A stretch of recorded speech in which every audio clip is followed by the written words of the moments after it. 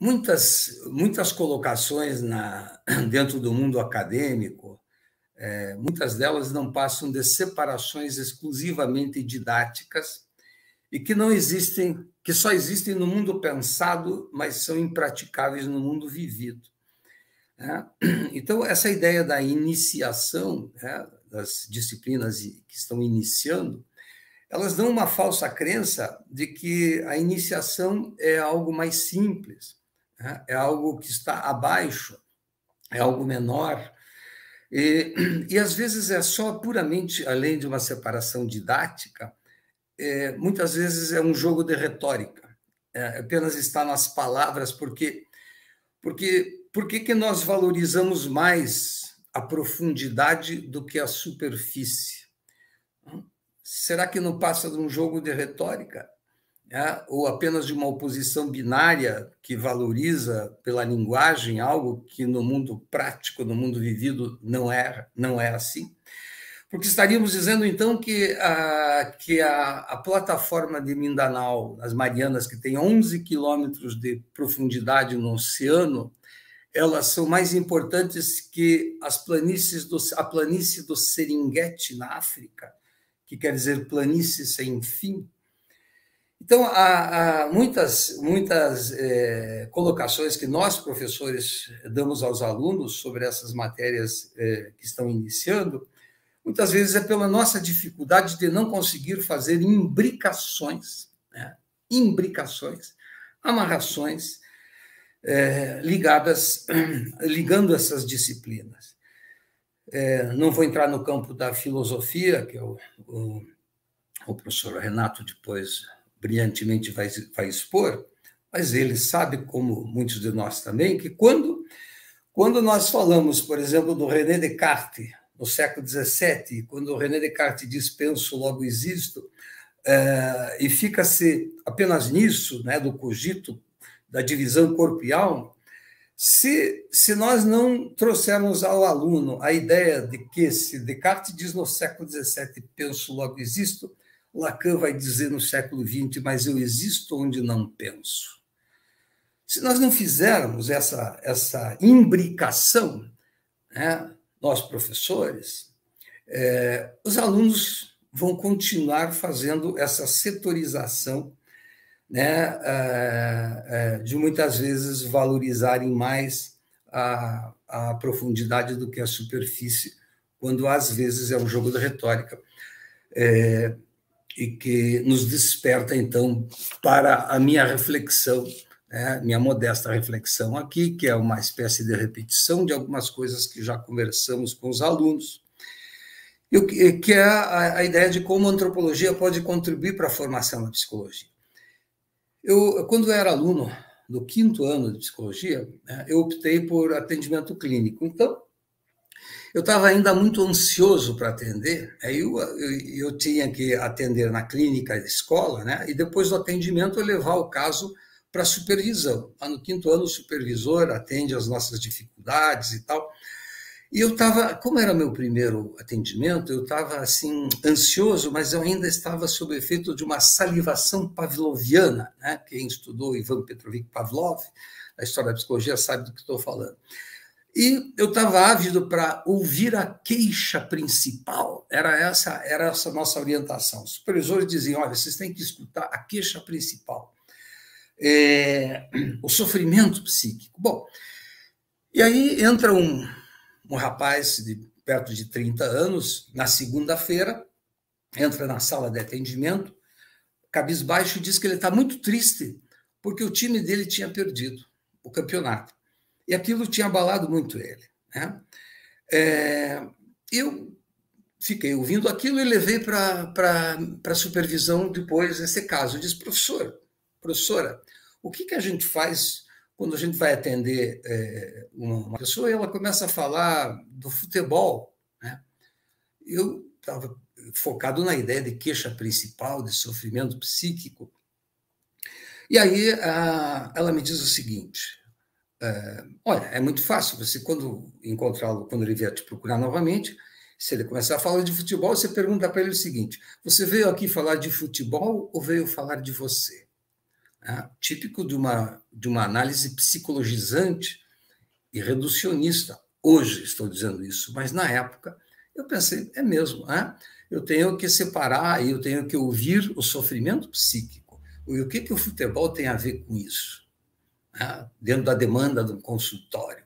Tudo bem, a escuta terapêutica ela é seletiva, ela não é uma conversa qualquer, mas no país do futebol, onde o torcedor ele muda de sexo, muda de casamento, muda de religião, mas eu duvido que algum coxa branca se converta ao paranismo ou que um paranista se torne atleticano ou vice-versa.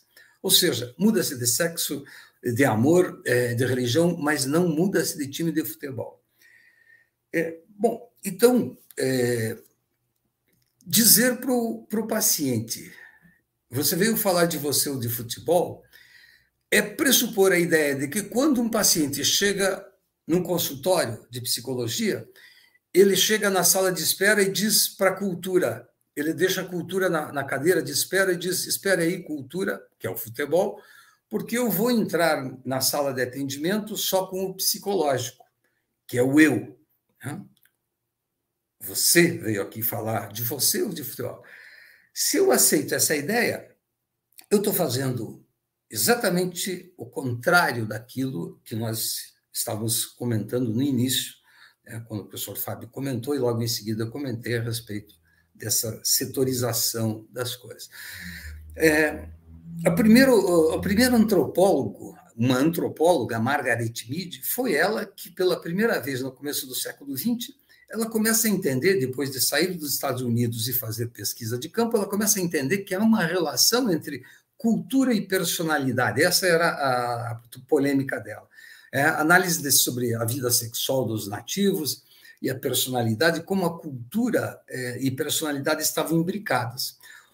Como a ideia de sofrimento humano, que é algo, entre aspas, do indivíduo, dentro das sociedades ocidentais, das sociedades que priorizam a ideia de individualidade, ou de subjetividade.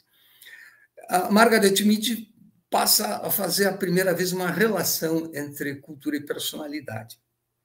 E isso depois vai se desenvolver na antropologia, por exemplo, a antropologia da doença, a antropologia da saúde, a etnopsiquiatria na França, fundada pelo Georges Devereux, a etnopsicanálise e tantos outros campos que vão entender que a forma de sentir é marcada pela cultura.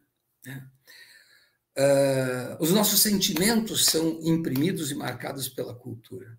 Há antropólogos mais radicais, como Clifford Geertz, por exemplo, antropólogo americano, que ele diz que nós pensamos culturalmente.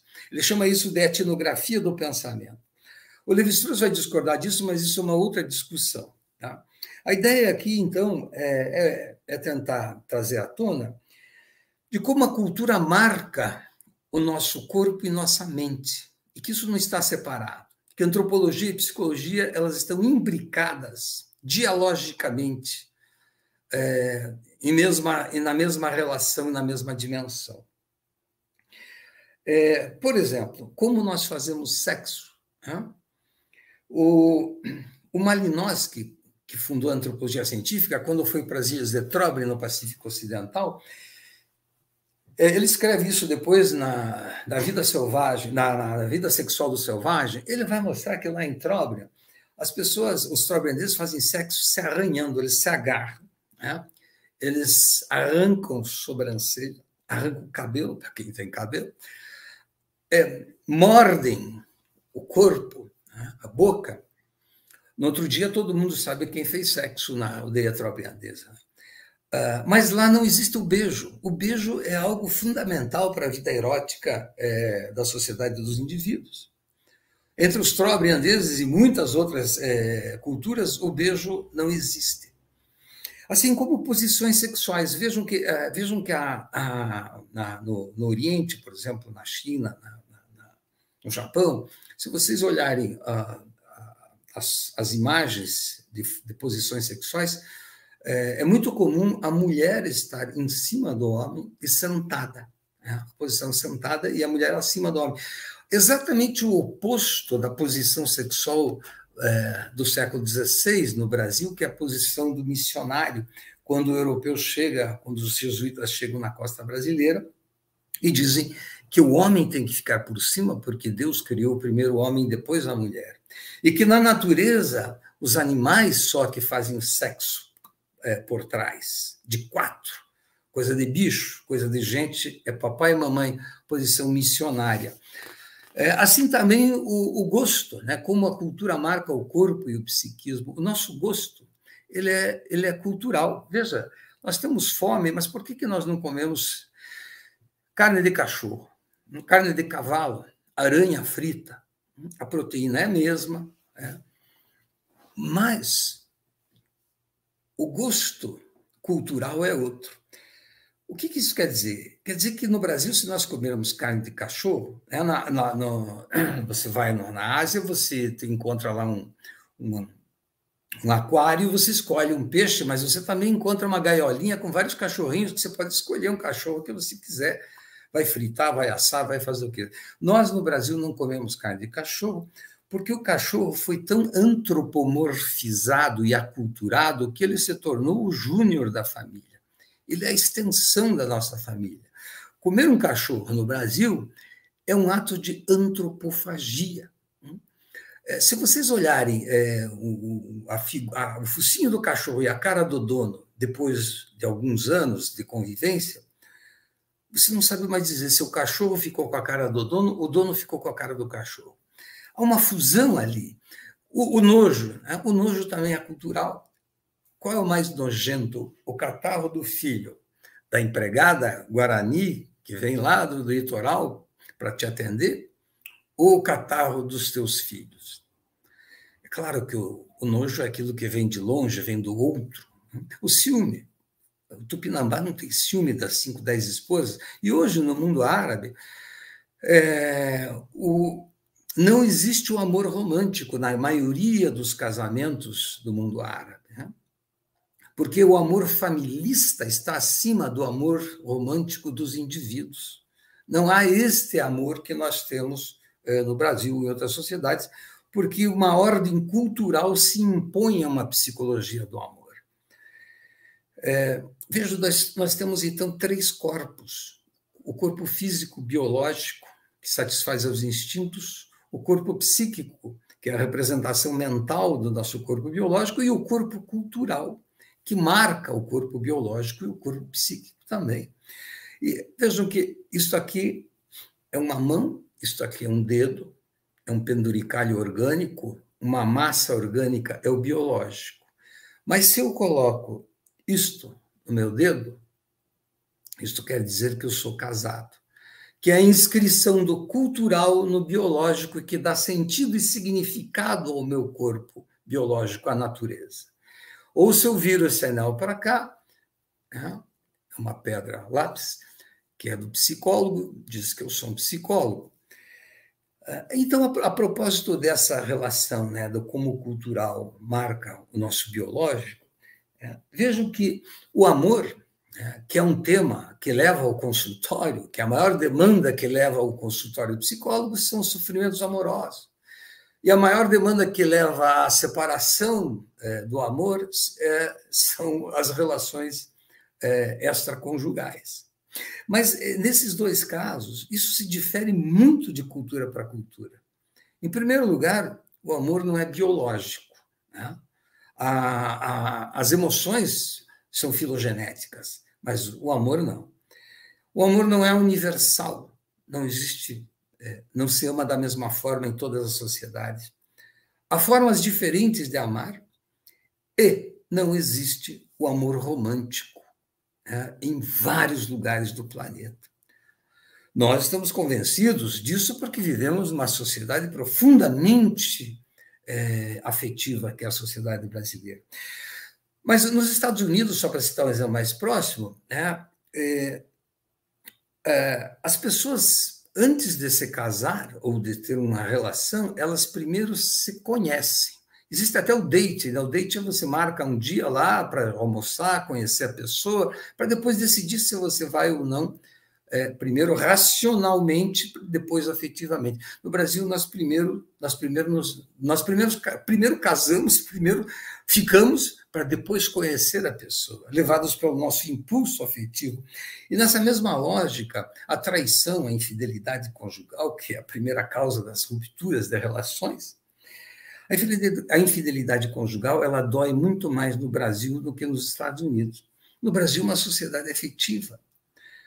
Nos Estados Unidos, uma sociedade racionalista, pragmática, o contrato de casamento ele é feito mais por uma judicialização da vida, mais por um contrato jurídico, e, portanto, a traição nos Estados Unidos não dói pela traição, se dói porque o indivíduo que traiu, sexualmente, existem outras traições, ele não contou para o seu parceiro ou para a sua parceira.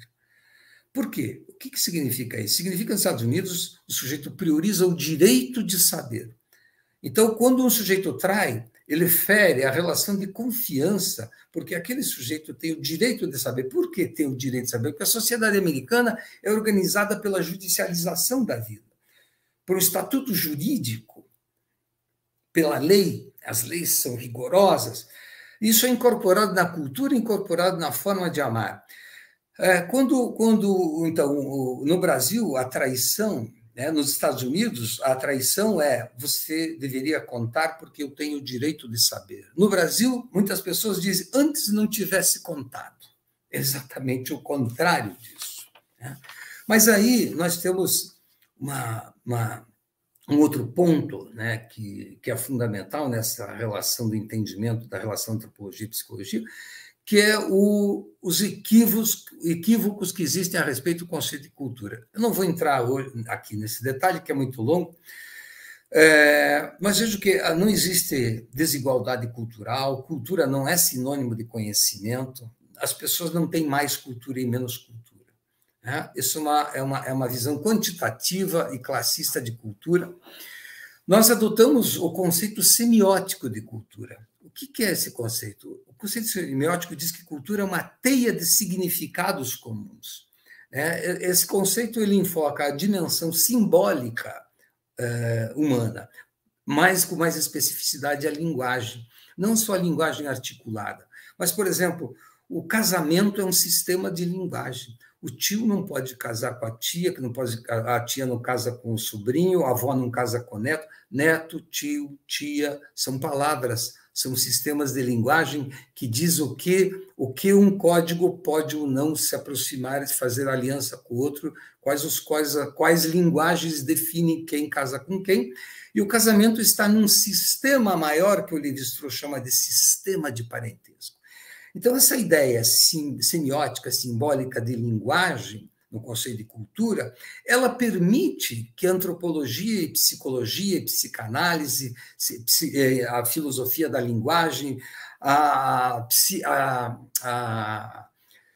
psicolinguística, as neurociências da linguagem, tudo isso dialogue. O Lacan, o estruturalismo do Lacan, o pós-estruturalismo, os filósofos da linguagem, o Michel Foucault, o Jacques Derrida, Gilles Deleuze e tantos outros, o Lévi-Strauss com o estruturalismo, e que tudo isso possa estar imbricados numa mesma dimensão, seja na planície do Serengeti ou na plataforma profunda das Marianas, tanto faz, mas que estejam imbricados verticalmente ou horizontalmente.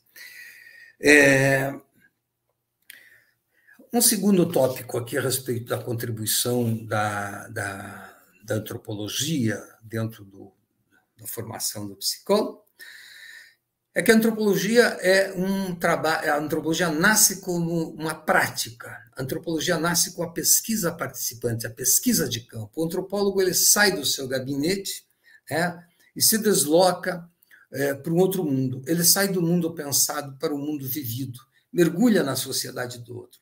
Ele vai buscar as diferenças culturais, o que é estranho, o que é exótico. E, ao mesmo tempo que ele busca a diversidade cultural, porque somos tão diferentes, que é uma das correntes da antropologia, que é o culturalismo americano, ele também vai buscar o que se repete, o que é invariável, o que é comum e o que é universal em todas as outras sociedades que são diferentes umas das outras, aquilo que se repete em todas elas, que é o estruturalismo do Lévi-Strauss.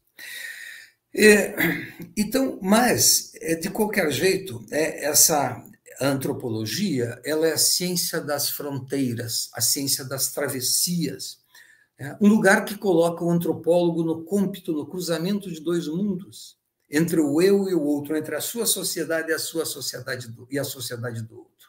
Mas isso não é diferente de quando um psicólogo, uma psicóloga vai atender alguém, né? Quando o psicólogo vai atender alguém, ele também está no cruzamento de dois mundos, de um mundo microcultural, sociológico, que é o eu e o outro. Mas o que nós precisamos fazer para conhecer a lógica do outro? Parece muito simples fazer essa travessia, o antropólogo viajar para a sociedade do outro e conhecer a cultura do outro. Parece muito simples nós atendermos alguém e ouvirmos esse outro e compreendermos a lógica do outro.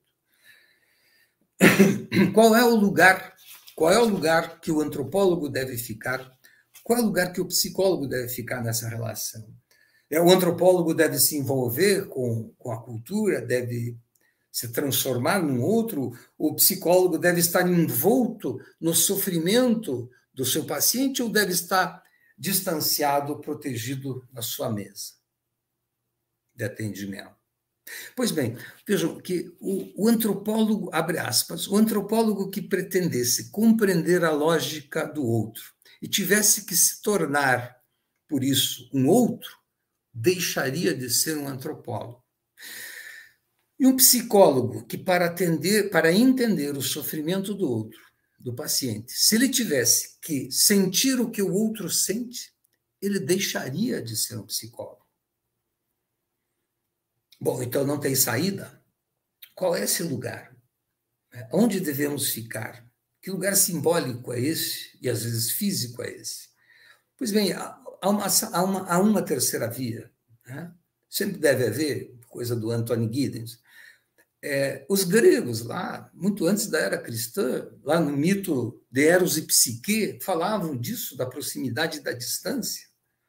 Depois o Schopenhauer vai falar na fábula dos porcos-espinhos, que se aproximam demais e se distanciam demais. O Freud vai usar a parábola do Schopenhauer para depois, na psicologia do amor, mostrar que muito perto as pessoas entram em atrito, coisa que o Caetano Veloso vai compilar, isso tudo dizendo que de perto todo mundo é louco, uma coisa assim. Então, qual é o melhor lugar que nós, psicólogos, antropólogos, devemos nos posicionarmos com relação, seja o antropólogo que vai ao campo conhecer a lógica do outro, ou o psicólogo que atende alguém para entender a lógica do outro? Nem tão perto, nem tão longe. Essa é a dialética da relação do eu e do outro. Nem tão longe para que o outro não me perca de vista, mas nem tão perto para que eu não me confunda com o outro e nem seja confundido. O antropólogo ele não tem que se fantasiar de nativo para compreender a lógica nativa. O psicólogo não tem que sentir a dor do outro, né, para ajudar o outro. O psicólogo tem que ajudar o outro a saber o que é que ele está sentindo, qual é o seu sofrimento.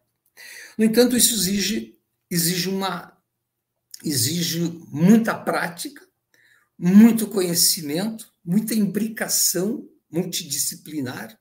Ainda estamos longe de uma interdisciplinaridade, mas exige sim isso.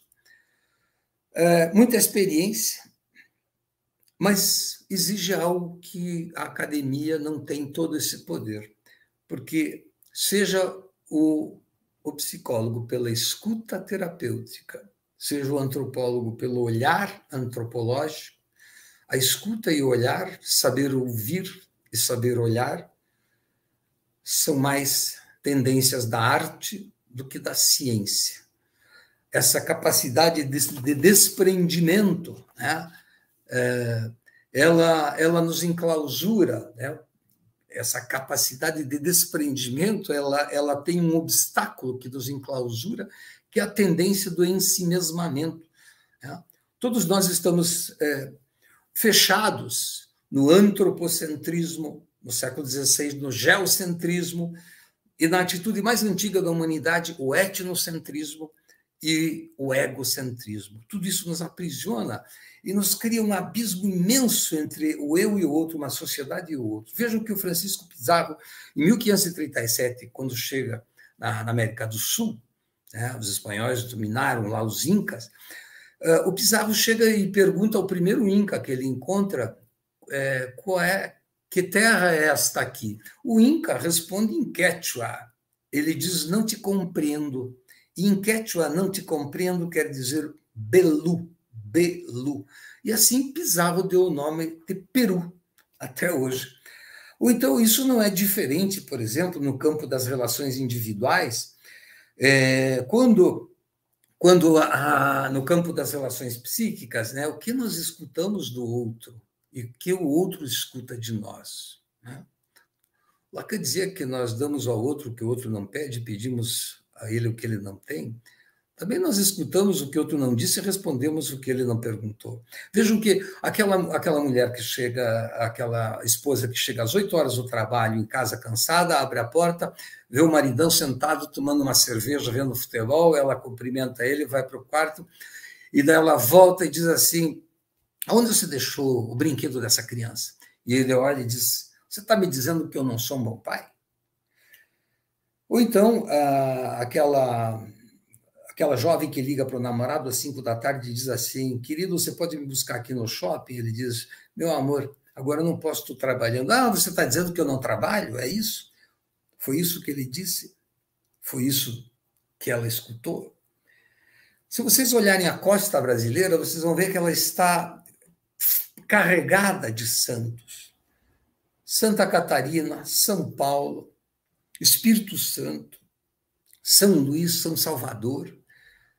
São as projeções psicológicas e culturais que o europeu fez para expulsar a lógica do outro.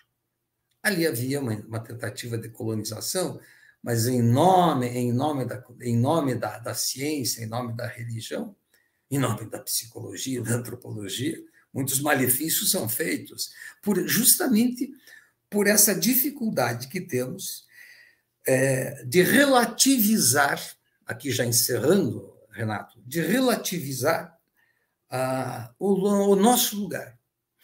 Eu sempre uso a metáfora do rio, né, da travessia de um rio, que quando nós vamos em direção ao outro, seja para o antropólogo na sua pesquisa de campo, ou o psicólogo na escuta terapêutica, nós fazemos a travessia de um rio. Quando atravessamos um rio, nós olhamos do outro lado da margem, quando estamos dirigindo a lá, e também ao lado de cá, desse lado da margem do qual nós estamos afastando. Este é o lugar onde o distante se aproxima e onde o próximo se distancia. Esse é o nosso grande desafio, que especialmente os alunos aí têm, no mínimo 5 anos, para começar a relativizar essa grande travessia que nós precisamos fazer a seguinte pergunta: onde termina o outro? Onde começa o eu? Onde termina o eu? Onde começa o outro?